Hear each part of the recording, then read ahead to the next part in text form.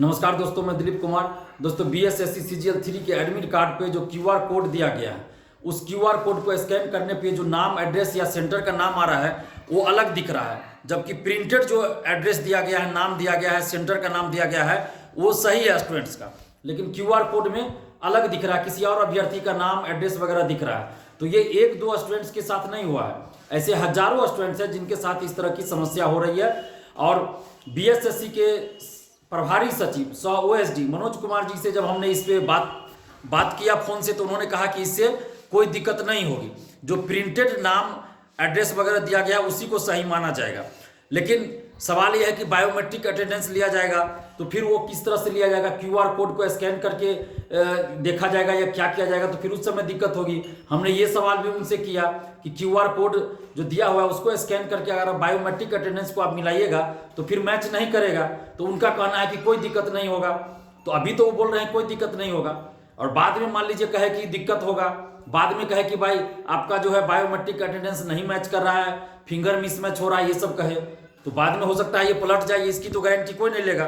तो मुझे जैसा कहा गया बीएसएससी के प्रभारी सचिव सह ओएसडी मनोज कुमार जी के द्वारा, मैं वही बात आप लोग को बता रहा हूं कि उनका कहना है कि कोई दिक्कत नहीं होगा, और बाद में वो पलट जाए तो इसकी भी कोई गारंटी नहीं है। जैसा कि सभी भर्ती आयोग के सचिव अध्यक्ष अपनी बातों से पलटते भी रहते हैं, तो बाद में क्या होगा ये मैं नहीं जानता, लेकिन अभी जो सचिव का कहना है कि इससे कोई दिक्कत नहीं होगा।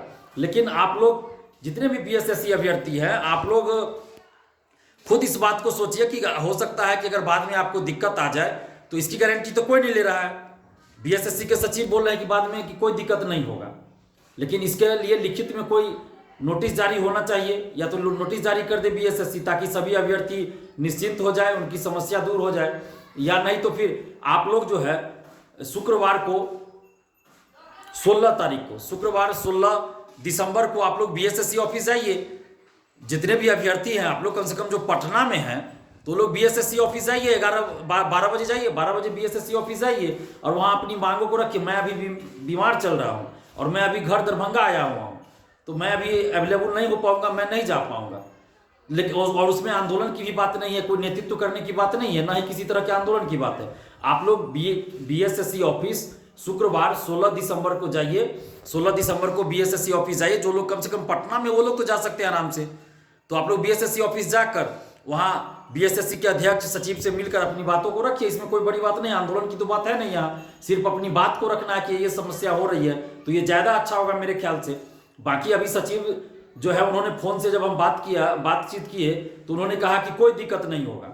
लेकिन आप लोग खुद डिसाइड कर लीजिए, अगर बाद में दिक्कत हो तो इसकी गारंटी तो वो ले रहे हैं, या कुछ ऐसा तो है नहीं। इस ऑफिशियली तो कोई नोटिस जारी नहीं किया जा रहा है इस संबंध में, बायोमेट्रिक अटेंडेंस लिया जाना है, तो हो सकता है इससे कोई दिक्कत हो जाए बाद में। जिस तरह से फिंगर मिसमैच की बातें होती है, हर एग्जाम में होती है, तो आप लोग, हम तो यही कहेंगे कि आप लोग 16 दिसंबर को, यानी कि शुक्रवार को 16 दिसंबर को बीएसएससी ऑफिस 12 बजे आप लोग जाइए। कम से कम जो पटना या आसपास में वो लोग तो जा सकते हैं ना, 2 घंटा आप चल जाएगा। नहीं तो फिर बाद में मिसमैच का दिक्कत आ जाएगा, तो आप पता चलेगा कि एग्जाम क्वालिफाई कर लिया और मिसमैच के चलते आपका रिजल्ट फंस गया। तो आप लोग जाइए। हम अभी पटना में नहीं है, अभी हम घर दरभंगा हैं, और हम अभी बीमार चल रहे हैं, तो अभी हम नहीं आ पाएंगे। और अभी आंदोलन की जरूरत तो है नहीं, इसमें आंदोलन की तो बात है नहीं, ना ही किसी तरह के नेतृत्व करने की बात है।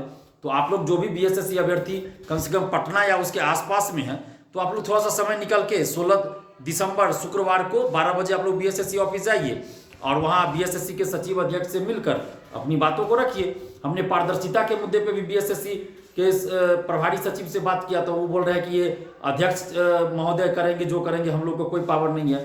तो हम बीएसएससी के अध्यक्ष महोदय से कहना चाहते हैं कि ये कैसी परीक्षा आप ले रहे हैं, जिसमें ना आप ओएमआर सीट का कार्बन कॉपी दे रहे हैं, ना क्वेश्चन बुकलेट दे रहे हैं, ना आंसर बता रहे हैं, ना कटअप जारी कीजिएगा, ना किसी का मार्क्स बताएगा। तो ये कैसी परीक्षा है? ये बच्चों का मजाक नहीं चल रहा है, ये खेल नहीं चल रहा है। ये मिनी आईएएस सचिवालय सहायक को कहा जाता है, उसकी परीक्षा हो रही है। ये किस तरह की प्रतियोगी परीक्षा आयोजित हो रही है? अब बीएड का एंट्रेंस होता है बिहार में, उसमें ओएमआर सीट की कार्बन कॉपी दी जाती है, यूपी झारखंड में कार्बन कॉपियां दी जाती है, बीपीएससी में क्वेश्चन बुकलेट दिया जाता है, यूपीएससी में क्वेश्चन बुकलेट दिया जाता है। फिर ये सचिवालय सहायक की परीक्षा में क्वेश्चन बुकलेट क्यों नहीं दिया जा सकता है? तो अध्यक्ष महोदय रविंद्र कुमार जी, अगर आप ईमानदार हैं, अगर आप सही से परीक्षा कंडक्ट करवा रहे हैं, अगर आप ईमानदार है तो पारदर्शिता लाइए, और अगर आप पारदर्शिता नहीं लाते तो इसका मतलब होगा कि धांधली सेटिंग बीएसएससी सीजीएल 3 में हो रही है। जिस तरह से सीजीएल 2 में हुई उसी तरह सीजीएल 3 में भी धांधली सेटिंग बड़े व्यापक पैमाने पे हो रही है। और आप जितने भी बीएसएससी अभ्यर्थी है, आप लोग सकारात्मक सोच के साथ एग्जाम दीजिए, हमारी शुभकामना आपके साथ है। लेकिन जहां भी कुछ गड़बड़ी लगे तो हमें फोन करके जरूर बताइए या पुलिस को बताइए। और आप लोग भी पारदर्शिता के लिए कम से कम आवाज उठाइए। सिर्फ पढ़ने से नौकरी नहीं मिलती है, बिहार में लड़ना भी पड़ता है। अभी बीपीएससी 67वीं में आप देख रहे हैं, उसका भी आंदोलन अभी हम नहीं कर पा रहे हैं, क्योंकि उसके जितने भी अभ्यर्थी है बीपीएससी के 99% सीजीएल 3 की भी परीक्षा दे रहे हैं। तो इसलिए अभी कोई आंदोलन नहीं कर पा रहे हैं, क्योंकि सभी लोग परीक्षा देने में व्यस्त है, परीक्षा देने जा रहे हैं। तो इसलिए अभी कोई आंदोलन करना भी उचित नहीं है।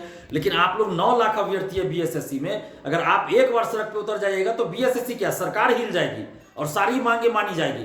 तो आप लोग घर बैठे रहिएगा तो कैसे होगा। फिर सीजीएल 2 में जैसे गया था, फाइनल रिजल्ट जो कटअप गया था 138, 150 में 138 कटअप गया था। तो आप सोच लीजिए कि कैसे गया होगा। ओएमआर शीट रंगा गया, क्वेश्चन पहले बता दिया गया, आंसर बता दिया गया। तो उसकी पुनरावृत्ति सीजीएल 3 में ना हो, इसके लिए आप जितने भी 9 लाख अभ्यर्थी है ना बीएसएससी सीजीएल 3 की, सबको एकजुट होकर आवाज उठाना पड़ेगा। तो इसलिए आप लोग आवाज उठाइए। और अभी जो एडमिट कार्ड पे क्यूआर कोड में गड़बड़ी की बात है, तो आप लोग शुक्रवार को 16 दिसंबर को 12 बजे बीएसएससी ऑफिस आप लोग जाइए और वहां अपनी बात को रखिए बीएसएससी के अध्यक्ष महोदय के सामने। और मैं बता दूं कि मैं नहीं आ सकता, अभी मैं बीमार हूं, मैं दरभंगा घर पे हूं, तो अभी मैं नहीं आ पाऊंगा।